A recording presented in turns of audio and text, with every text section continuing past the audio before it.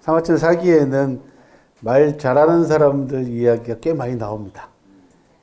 소진이나 장이 같은 인물은 새치의 혀로 천하 정세를 주무른 인물들이죠. 그래서 장이 같은 사람은 유세가가 되려고 바깥에 나가서 여기저기 막 자기 말솜씨 자랑하고 자기 식견을 자랑하는데 인정을 못 받아요. 그래서 바깥에 나가서 맨날 구박만 받고 들어옵니다. 그러니까 와이프가, 마누라가 아이고 그 쓸데없는 거 배워가지고 맨날 고생만 하고 남한테 구박만 당한다고 바가지를 긁으니까 자기가 혓바닥을 쑥 내밀었답니다. 와이프한테. 그러면서 혀는 잘 있나? 이렇게 물어봤대요. 설상제라고 하는 유명한 단어입니다. 설은 아직, 혓바닥은 아직도 있어? 라는 뜻입니다. 그랬더니 와이프가 혀는 멀쩡한데 그럼 됐다.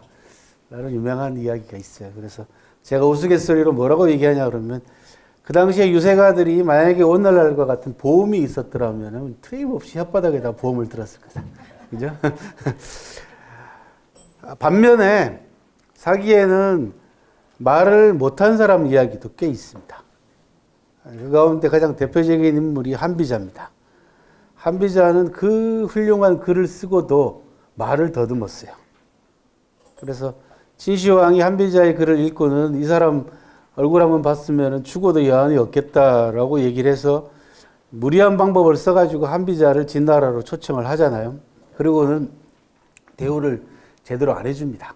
그 사이에 이사라고 하는 친구가 동문수학했던 이사가 한비자를 모함해서 감옥에 가두고 독약을 보내가지고 한비자를 하여금 스스로 목숨을 끊게 합니다. 만약에 한비자가 말을 유창하게 잘했더라면 어떻게 됐을까? 그런 생각도 해보고요. 또 한 사람 문장을 기가 막히게 잘 썼던 사마천하고 같은 동시대의 사람으로 사마상려라고 하는 인물이 있습니다. 흔히들 한무제 시대 때 양사마라고 부릅니다. 두 사람의 사마시이기 때문에 이 사마상려도 말을 더듬었습니다. 근데 글은 당대 최고의 문장가였죠. 그 다음에 재미난 거는 유방이 그 나이가 들어가지고 큰 아들, 그러니까 여태옥한테서 난 해제를 태자로 삼았는데 나이가 들고 판단력이 흐려지면서 유방이 가장 아끼던 척부인한테서 태어난 여의라고 하는 어린애를 태자로 삼으려고, 즉 태자 폐위를 하려고 얘기를 합니다.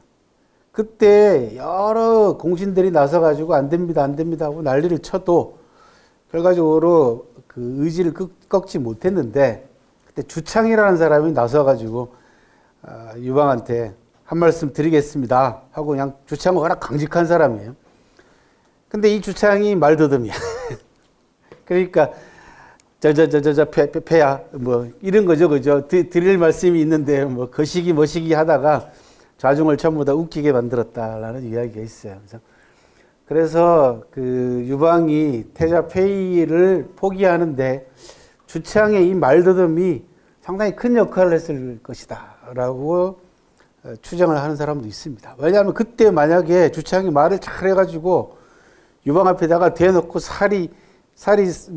이치를 따지고 막 도리를 따지고 뭐 도덕적으로 막 이 말을 잘하고 그럼 더 화가 나가지고 절대로 포기 안 했을 겁니다. 근데 주창이 말을 더듬으면서 그래서는 안 된다라고 몇 마디 함으로써 마음이 풀렸다라고 하는 그런 대목이 있습니다.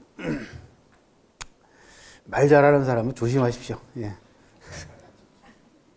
그죠? 예. 말로 먹고 사는 사람은 더더군다나 조심하십시오. 예. 그거는 뭐 망고의 진리이긴 합니다. 그래서 사마천이 소진과 장이 같은 사람을 뭐라고 얘기했냐 그러면 경위지사다 그렇게 얘기를 했습니다. 나라를 위기에 빠뜨리는 선비들이다, 지식인들이다 그런 얘기를 할 만큼 말만 잘해가지고 그죠? 세상을 얼마나 엉망으로 이끌었는가는 저희가 지난 10년 가까이 수도 없이 경험을 했습니다. 또 말과 글이 일치하지 않는 사람들 이것도 무시할 수 없습니다. 대단히 무서운 사람들입니다. 글로는 참 바른 말 하는데 행동은 전혀 그 글에 따라가지 않는 사람들. 사마천은 뭐라 그랬습니까? 배운 사람들을 비꼬는 유명한 사자성어가 있죠. 사기에. 책이 2권이나 있네요. 배운 걸 가지고, 그죠? 이게 그 고전이나 이런 역사 이야기를 여러분들한테 정답을 들려주면, 아! 라고 대답을 하는데, 그죠? 예. 얼핏 생각이 잘 안 나죠, 그죠? 사마천 사기에 보면은 곡학아세라고 하는 유명한 사자성어가 나옵니다. 자기가 배운 거를 왜곡시켜가지고 권력과 그죠? 권세에 아부하는 지식인들을 비꼬는 아주 유명한 사자성어입니다. 곡학아세는. 그래서 삐뚤어지거나 잘못된 지식인을 비꼬는 사람, 그런 사자성어를 곡학아세라고 합니다. 우리 주위에 곡학아세하는 지식인들이 너무 많습니다. 그죠? 자기의 사리사욕 때문에 사실도 엉터리로 호도하고 백성들은 모를 거라고 생각하는 거죠. 그래서 온갖 가문이설로 또 온갖 자기가 배운 걸 가지고 여러 가지로 막 현란하게 문장을 구사해서 백성들의 판단력을 흐리게 만드는 지식인들이 우리 주변에 너무 많아서 탈입니다. 잘 가려서 들으시고 가려서 보셔야 됩니다. 지금 근데 어느 정도 그런 것들을 가려낼 수 있는 여가장치가 돼 있고 또 무엇보다도 국민들의 의식 수준과 그다음에 국민들이 그 학습 효과들이 워낙 세게 저희가 했잖아요. 그죠? 그래서 이제는 더 이상 그런 시행착오를 반복하지 않으리라고 저는 믿습니다. 여러분들하고 굉장히 서먹서먹했는데 이제 그죠? 헤어질 때가 됐습니다. 그죠? 다음 주 제가 팩트를 넘어 진실을 찾아서라고 하는 마지막 강의를 좀 일찍 끝내고 여러분들이 궁금해하시는 것들 이런 것들 질문을 좀 두루두루 받도록 할 테니까 오늘 이야기도 사실은 갈 길이 멉니다. 그래서 좀 친해질만 하니까 이제 끝날 때가 됐습니다. 사마천 사기에 보면은 백두여신 경계여고라고 하는 유명한 8글자가 있습니다. 제가 유명하다 그러면 중국 사람들은 다 알아듣습니다. 그죠? 아직 우리 사회에 제가 구사하는 사자성어가 아직 일반화되지 않았을 뿐인데 중국 사람들은 즐겼습니다. 백두여신 경계여고, 흰백자 머리두자, 그러니까 머리카락이 하얘질 때까지, 저처럼 머리카락이 하얘질 때까지 저 사람을 알고 살았는데, 보고 살았는데, 여신, 같을 여자, 새로울 신자, 늘 새롭다라는 뜻입니다. 경계여고는 기울일 경자에다가 우산 개자입니다. 우산, 양산이나 우산을 얘기해요. 그 다음에 같을 여자, 옛날 꽃자입니다.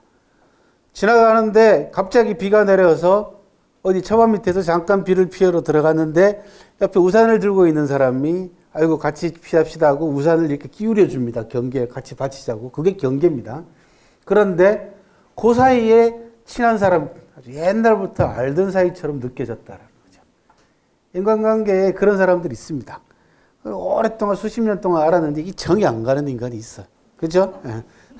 그런데 잠깐 봤는데도 굉장히 내 마음에 맞기도 하고 또 오래전부터 알고 지냈던 그런 관계들이 있습니다. 그걸 사마천은 백두여신 경계여고라고 하는 아주 기가 막힌 8글자로 정리를 했습니다. 좋은 책에 여러 가지 갖춰야 될 요건이 있습니다만 그 가운데 가장 중요한 요건 가운데 하나는 간결하면서도 깊이가 있어야 되죠. 그래서 쉽게 들어가서 깊이 있게 나와야 된다. 그죠? 예. 그리고 천입 심출이라고 합니다. 얕을 천자. 그죠? 들어갈 입자. 얕게 들어가서 심출, 깊이 있게 나온다. 사람도 그와 같아야지 대단히 매력적이다. 유머도 구사할 줄 알고 좌중에 웃길 줄도 알고 재미있지만 사실은 가만히 생각해 보면 그 사람의 가지고 있는 경지가 보통 경지가 우리 고수라 그러죠. 그죠? 강호의 고수 그런 얘기 하는데 너무 무거워서도 재미없고 너무 가벼워서도 안 되는데 이 무게를 적절하게 어떻게 균형을 맞출 것이냐. 이게 굉장히 어려운 문제이긴 합니다만은 세월이 또 필요하겠죠. 그죠? 여러분과의 관계가 경계 요구 같은 관계가 됐으면 좋겠다라는 생각을 하면서 오늘은 먼저 상업 광고를 좀 보고 시작을 하도록 하겠습니다.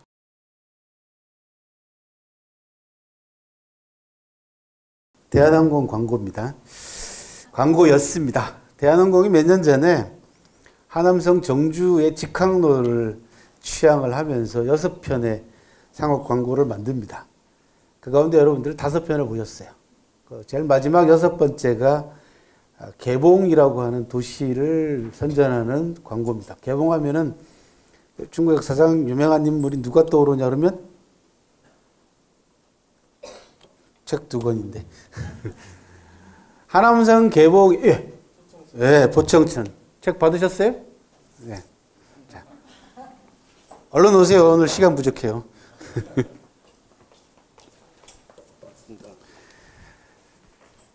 개봉은 송나라 시대 때 북송의 수도였습니다. 그래서 포청천은 개봉 부윤이라고 그래가지고 우리로 얘기하면 서울특별시 시장을 지냈습니다. 송나라 때. 그래서 워낙 그 판관 또는 뭐 청백리, 그죠?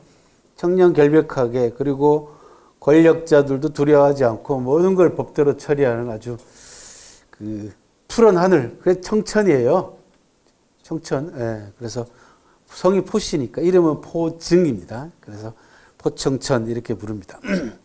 아주 서리빨같이 법을 집행했던 인물입니다. 그래서 나중에 훗날 소설의 주인공이 되기도 했죠. 여러분들이 중국 그 채널 틀면은 포청천 나오잖아. 매년 만들어집니다. 중국에서는 포청천에 관한 시리즈가 관리들을 경계하고 또는 백성들을 위하는 공직자상을 가장 대표적인 인물로 포청천을 내세웠기 때문에 드라마 소재로는 아주 최고의 인물에 해당됩니다. 그 6번째는 바로 포청천을 주인공으로 한 광고 한 편을 제외하고 여러분들이 지금 보셨던 5편은 모두 나오는 인물들이 다 사마천 사기에 나오는 인물들입니다. 그러니까 사마천 사기가 어느 정도 중국 내에서, 이건 뭐 우리나라 광고인데도 불구하고, 그죠? 중국 내에서 뿐만 아니라 적어도 인문학적 소양을 가지고 있는 사람들한테는 얼마나 대단한 책인가라는 걸 알 수가 있고요. 그리고 제가 드리고 싶은 말씀은 그 고전에 나오는 구절 하나가 처음 말씀드린 대로 아주 간결하고 쉬워요. 실제로 좀 이따가 다시 보여드릴 텐데, 하지만 그것이 가리키는 또는 그것이 의미하는 바는 대단히 의미심장하다는 거죠. 이게 고전의 특징입니다. 그래서 다시 한번 보도록 할게요.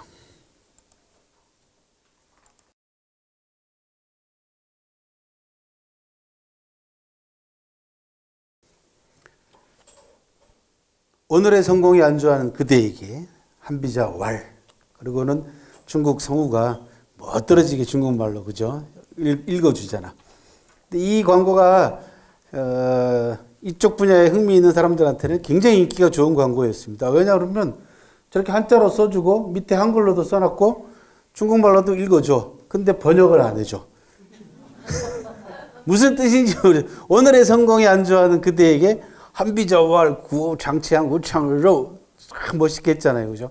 근데 뜻을 몰라. 찾아보라는 거죠. 찾아보라는 거야. 그러니까 이게 미끼야. 그죠? 국무상강 무상약. 나라로서 상자 늘 영원히 강한 나라 없고 영원히 약한 나라 없다. 라는 뜻입니다. 이 7글자 안에 보통 의미가 들어가 있는 게 아닙니다. 그죠?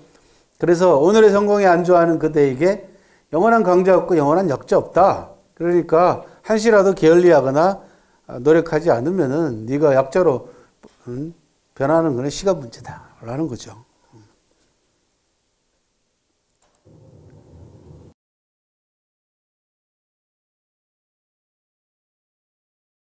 외우셨죠? 자식 일이라면 만사를 젖혀두는 그대에게 노자왈 샹주시즈 샹을 뿌요 나아서 기르되 소유하려고 하지 마라 라는 뜻입니다. 부모님들한테 하는 소리다. 그죠? 참 기가 막히죠, 그죠? 예, 저 뭐 8글자 안에 모든 게 다 들어있어요. 부모에 대한 부모와 자식 간의 관계 문제부터 시작해서 자식에 대한 부모의 집착이 어떤 결과를 가져올까부터 시작해서 출세 제약만 바라는 부모, 자식에 대한 부모의 그 욕심이 결국은 자식을 망치는 우리 현실, 뭐 아주 착잡하게 겹친다고요, 그죠? 저게 나와서 기르되 소유하려고 하지 마라.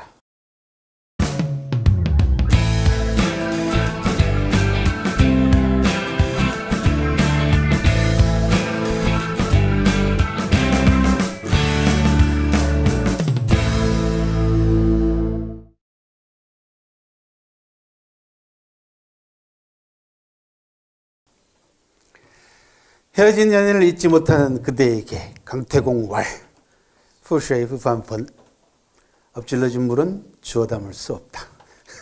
그죠? 가끔 이렇게 유머스러운 대목도 나와야죠, 그죠? 예. 강태공은 실존 인물입니다. 예. 강태공 실존 인물입니다. 낚시 들고 다니는 영감이 아닙니다, 그냥. 강태공이 젊은 날 뜻을 얻지 못했을 때 조오대라고 하는 곳에서 낚싯대를 들이운 채 낚싯바늘 없는 바늘을 들이운 채 낚시하는 모습이 있었기 때문에 흔히 강태공 하면은 낚시꾼으로 오해하기 십상이죠. 지나가던 문항이 가만히 보니까 웬 노인네가 낚시를 한답시고 낚싯대를 들이우고 있는데 낚싯바늘이 없어. 이렇게 이상하잖아요. 그래서 가서 물어봅니다. 영감, 왜 그러셔? 왜 그 낚싯바늘도 없는 낚싯대를 가지고 물고기를 잡으려고 하십니까? 하니까 나는 나를 낚아줄 사람을 기다리고 있어 라는 유명한 말로 시기와 기회와 그 다음에 자기를 알아줄 리더를 기다리는 대표적인 인재의 모습을 나타낼 때 그런 얘기를 합니다. 낚싯바늘 없는 낚싯대. 그런데 이 강태공이 낚시하는 그 장소 지역 이름이 오늘날에는 띠아오이타이라고 해서 조오대라고 하는 낚시하는 곳이다라는 뜻이지만 실제로는 그 지역 주변 지명 이름이요. 반개입니다. 반개. 반개하면 누가 생각나죠? 유영원. 예. 반개 유영원 그 유영원 선생이 남긴 책이요? 반개수록이잖아요. 그죠? 그 유영원 선생이, 자, 그러면은 이제 책 한 권 더 걸려 있으니까. 이게 매주 이거 주니까 제가 힘들어 죽겠어요, 권 선생님은. 반개 선생이 귀향을 갑니다. 어디로 귀향 갔을까요? 반개수록이라고 하는 책을 저술한 지역이 있어요, 우리나라에. 귀향 가서. 자, 다선 선생은 어디로 갔죠? 강진. 18년인가 19년을 강진에서 귀향 생활을 하죠. 유배 생활을 하죠. 거기서 나온 목민심서를 비롯해서 반개 선생의 대표적인 저술은 다 거기서 나온단 말이에요. 귀향. 유영원 선생도, 반개 선생도 어디로 귀향 가요? 거기 가서 반개수록을 쓰게 되는데, 자, 어딜까요? 예? 예, 맞습니다. 전라북도 부안입니다. 예. 대단하신데요? 반개 선생의 유어지라고 있습니다. 부안에 가셔서 찾아보시기 바랍니다. 그 반개가 강태공이 낚시하던 지역의 그 반개. 똑같습니다. 그러니까 우리나라 학자들도 중국 고사나 중국 고전에 조예가 깊기 때문에 자기의 호를 쓰거나 호를 지을 때 내가 지금 호는 나중에 자기가 짓는 거잖아요. 그럴 때 그 옛날 누구 처지하고 비슷할까 이런 것들을 비추어 봐가지고 강태공이 옛날에 혼자서 시리에 빠져서 기회를 기다리고 있을 때 그 지역 이름이 반개더라는 거예요. 그래서 반개라고 하는 호를 짓지 않았을까? 제 추측입니다. 왜? 거기에 대해 얘기를 한 사람이 없어. 그 반개가 한자는 똑같습니다. 한자는 분명히 똑같습니다. 그래서 개연성은 충분하다. 그죠? 예. 반개 선생의, 제 전공도 아니라서 반개 선생이 당신의 호를 왜 반개로 졌는가에 대한 자료를 좀 찾아봐야 되겠는데, 어쨌든 간에 훨씬 그 가능성은 대단히 높아 보입니다. 그죠?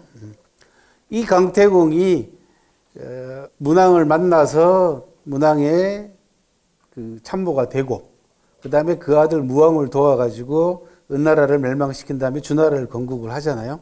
그래서 건국에 큰 공을 세웠다고 해서 주무왕이 강태공에게 땅을 주어서 나라를 세우게 합니다. 그 나라가 제나라야. 그리고 오늘 이야기할 관푸지교가 바로 거기입니다. 강태공이 세운 제나라에서 시작 나오는 얘기다.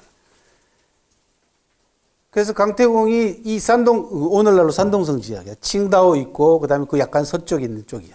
그 북쪽으로, 서북쪽으로 올라가면은 태산이 있어요. 태산을 경계해가지고 서북쪽은 노나라고, 그 아래가 제나라야. 노나라는 공자님 고향이잖아요. 공자님 고향인데, 시조는 누구냐 그러면, 문왕의 동생인 주공단이라고 있어요. 주공이 있습니다. 주나라의 제도와 문물을 만드는데 가장 큰 공을 세운 사람이 주공이에요. 그래서 주나라에 예하면 주례라고 하잖아요. 그죠? 이 주례를 만든 사람이 누구예요? 주공이라는 사람이에요. 이름이 단이야. 주공을 노나라에다가 지금의 국부 지역에다가 땅을 주어가지고 나라를 봉하게 해서 이게 노나라고 그 아래고 동남쪽이 바닷가가 제나라입니다. 이쪽은 강태공. 그래서 성이 다르니까 여기는 이성제국이라고 부르고 이쪽은 같은 주나라 왕실하고 성이 같잖아요. 주나라 왕실의 성은 희시성입니다. 그래서 동성제국 그렇게 되는 거다. 강태공이 제나라 지역을 땅을 받아가지고 고향으로 금이화장하는데 행차가 이제 대단한 행차잖아요. 쉽게 얘기하면 왕이야. 그죠? 이제 왕이 된 거예요. 초대 왕이. 그것도 시조가 된 거단 말이죠. 그래서 자기의 고향 쪽 지역에 가까운 임치라는 곳으로 이제 수행원들을 데리고 나라를 경영하기 위해서 오는데 웬 여자가 하나 지나가는 길목에 무릎을 꿇고 고개를 푹 숙이고 있는 거예요. 강태공이 이렇게 가서 가까이 보니까 이거 알던 여자야. 누군가 봤더니 엑스와이프야. 강태공이 대리 사이로 결혼을 해가지고 마씨 집안으로 대리 사이로 장가를 갔는데 강태공 대리 사이는 주로 이제 노동을 일을 해야 되는데 이 인간이 맨날 책이나 들여다보고 일을 안 해. 그래서 마누라가 쫓아내요. 쫓겨나가지고 서쪽으로 천하를 돌아다니면서 온갖 공부와 여러 경험들을 하고 난 다음에 결국 한 나라를 세우는데 결정적인 공을 세워서 고향으로 돌아왔어요. 그러니까 와이프가 그 얘기를 듣고는 미안하기도 하고 또 다른 사심이 있었어요. 그래서 왜 그러고 계셔? 하고 이제 강태공이 물어보니까 옛날로 돌아가면 안 될까요? 뭐 이렇게 된 거예요. 그죠? 그랬더니 강태공이 여봐라 가서 바가지에 물 한 바가지 떠와라 해서 그 물을 땅바닥에 탁 뿌리면서 한 이야기입니다. 엎질러진 물은 주워 담을 수 없다. 헤어진 연인을 잊지 못하는 그대에게 강태공 말 엎질러진 물은 주워 담을 수 없다. 자, 실현 한 분 안 계시죠?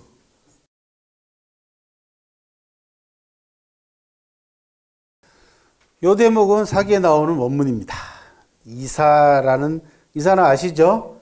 아까 한비자를 모함해서 죽게 만든 출세지향적인 인물을 대표하는 사기에서 아주 유명한 인물이고 진시황을 도와가지고 천하를 통일하는데 가장 큰 공을 세운 인물이기도 합니다. 하지만 너무너무 출세지향적이에요. 그래서 나중에 조고라고 하는 인간의 게임에 빠져가지고 진시황이 죽고 난 다음에 유서를 조작해서 큰아들 부소를 자결하게 만들고 어리석은 못난 작은 아들을 두 번째 황제로 만드는데 그 반역에 가담함으로써 나중에 허리가 잘리는 요참이라고 합니다. 아들과 더불어서 요참형을 당해서 비극적으로 일생을 마감한 사람이고 이사가 진시황을 부추겨가지고 시행한 정책 가운데 가장 악명 높은 정책이 분서갱류라는 것입니다. 그 이사가 조정에서 쫓겨날 위기에 놓여 있을 때 진시황에게 글을 올립니다. 그게 간축객서라고 하는 유명한 명문인데 거기에서 한 유명한 명언입니다.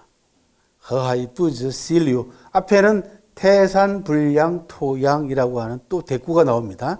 태산불량토양 하에 불택세류 앞에는 산이고 뒤에는 강과 바다죠. 그죠? 이게 이제 중국의 문장은 특히 한시 같은 경우는 이게 대꾸가 맞아야지. 그죠? 그래서 대조적이죠. 앞에는 산이 나왔어요.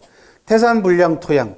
태산은 단 한 줌의 흙도 마다하지 않으며 강과 바다는 가리지 않는다. 불택 선택하지 않는다. 자잘한 물줄기를 가리지 않습니다. 우리나라 서예가들이 제일 좋아하는 구절 가운데 하나입니다. 태산불량토양 하해불택세류. 무슨 얘기냐면 인재에 대한 이야기입니다. 진나라가 이렇게 천하의 가장 강한 나라로 우뚝 설 수 있었던 이유는 태산이 단 한 줌의 흙도 마다하지 않은 것과 그 다음에 강과 바다가 자잘한 물줄기를 가리지 않은 것과 같은 이치다.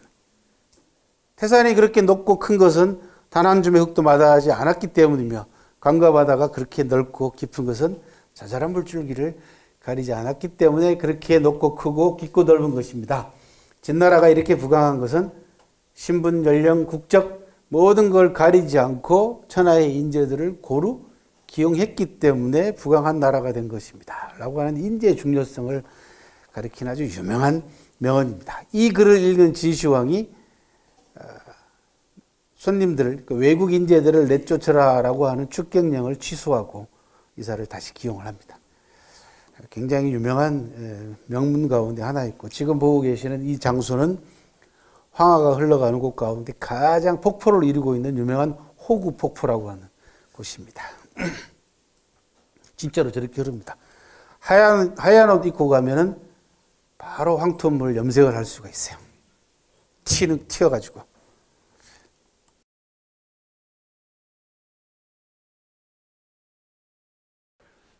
자사는 공자님 손자죠. 맹자의 스승이기도 하죠.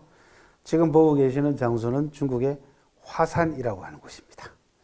중국의 5합 가운데 서학이고 화산입니다. 더 높은 곳을 꿈꾸는 그대에게 자사월, 덩가오 츠베이, 높은 곳에 올라가면 자기가 얼마나 작은가를 알게 된다. 라는 뜻입니다. 겸손해라. 라는 뜻이죠. 상옥강구에 중국의 유명한 고전 가운데 구절이 6개 광구가 모두 명구절을 인용을 했습니다. 마지막 포청천 구절은 철면무사라고 합니다. 쇠철자 얼굴면자, 그죠? 그 다음에 없을 무자 사사로울 사자. 그래서 친구의 부탁이라도 사사로운 부탁은 절대로 들어주지 않는다라고 하는 그 광고 장면이 나오면서 티에미엔 우스라고 하는 철면무사라고 하는 포청천을 상징하는 대표적인 네 글자로 마무리를 하고 있습니다. 스토리텔링의 시대입니다. 지금은 누가 뭐라 그래도, 그죠?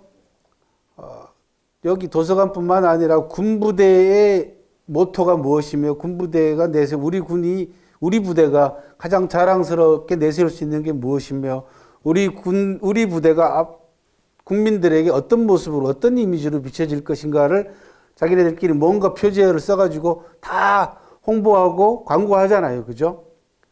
그럴 때 이제는 스토리텔링이 뒷받침되지 않은 광고와 홍보는 이제는 맥을 못 춥니다. 옛날처럼 무슨 무찌르자 공산당 이거 갖고 안 되잖아요. 그죠? 뭔가가 사람의 감수성을 건드리는 이런 인문학적인 마인드가 뒤에 뒷받침이 되고 스토리까지 뒤에 뒷받침이 되어 있다면, 깔려 있다면은 충분한 광고 효과를 거두죠. 그래서 그 감수성을 건드리는 광고여야 됩니다.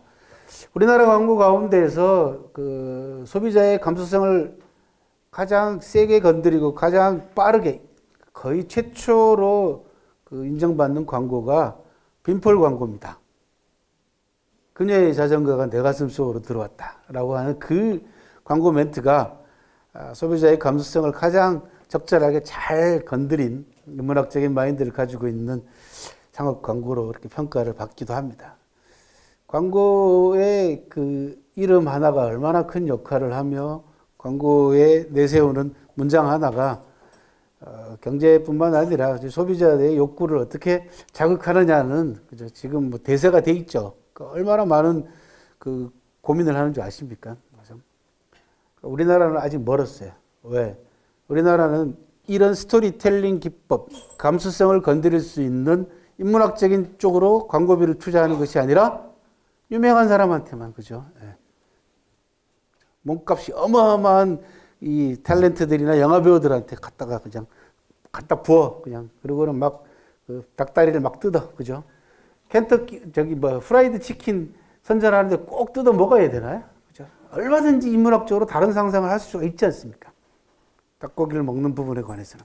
근데 그런 것들이 부족하니까 이쁜 우리 그 탤런트가 나와가지고 맛있게 뜯어 먹으면은 자기도 따라서 맛있을 거라고 굉장히 동물적인 본능만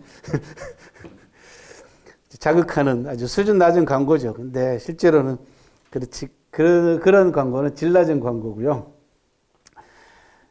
중국 역사상 최초의 유명한 지식인을 앞장 세워가지고 사업을 크게 성공시킨 인물이 있습니다. 중국 역사상. 그게 누구냐? 2500여 년 전에 공자님 제자였던 자공이라는 사람입니다. 자공은 사업가였어요. 자공에 대한 기록은 공자의 제자인 중리 제자 열전 가운데서 3분의 1 이상을 차지합니다. 비중이. 공자 제자를 한 70여 명 정도 거기다가 쭉 기록을 해놨는데 그 가운데 자공 분량이 3분의 1이 넘어요. 그리고 이 자공은 또 어디서 나오냐 그러면 화식 열전이라고 하는 역대 부자들에 관한 기록에 또 자공 기록이 나옵니다. 상당한 분량이 나옵니다. 그리고는 사마천 제일 마지막에 자공 부분에다 뭐라고 얘기하냐면 공자의 명성이 천하에 알려지게 된 것은 자공이 좌우에서 도와줬기 때문이다 라고 하는, 좌우에서 모시고 다녔기 때문이다 라고 하는 유명한 말을 합니다. 무슨 얘기냐? 공자가 야 나 오늘 초나라 가고 싶다 그러면 자공이 나서가지고 그 자기 수레에 모시고 초나라를 가는 거예요.